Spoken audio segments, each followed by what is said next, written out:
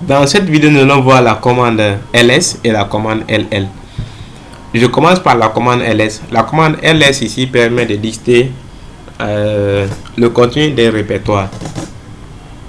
Le contenu des répertoires, c'est ce que cette commande permet de faire. Cette commande a plusieurs options. Alors pour avoir les informations sur la commande ls, veuillez taper la commande ls et puis vous mettez help. Comme ça vous avez de l'aide sur la commande. Attention, c'est 2 tirets et else. Donc vous avez, n'est-ce pas, des informations sur la commande, des options que vous pouvez utiliser. Il y a par exemple, je vais prendre l'option "-a" permet, n'est-ce pas, d'afficher tous les fichiers ou tous les dossiers, même, n'est-ce pas, les fichiers cachés. Il y a l'option "-a" majuscule et ainsi de suite. Alors nous allons taper cette commande. Quand vous tapez la commande ls, la commande ls va, n'est-ce pas, vous lister le contenu du répertoire courant, le répertoire dans lequel vous vous trouvez. Donc je tape ls, on me liste, n'est-ce pas, le contenu de ce répertoire.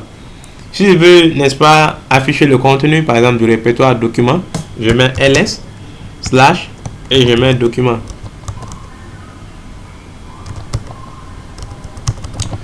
Document se trouve dans, je vais voir les chemins.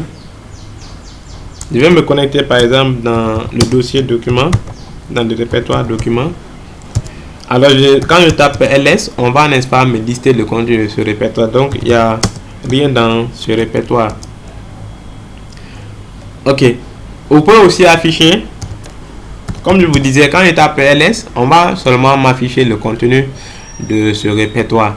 Mais si je veux utiliser ls et afficher aussi les répertoires cachés ou les fichiers cachés, donc je mets ls--a.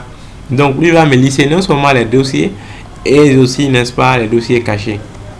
Donc voici un peu le rôle de ls. On va beaucoup utiliser cette commande pour lister, n'est-ce pas, le contenu de nos répertoires. Nous allons utiliser une seconde commande, la commande ll. Comme vous avez dit, ll permet, n'est-ce pas, d'afficher le contenu des répertoires et même des répertoires cachés.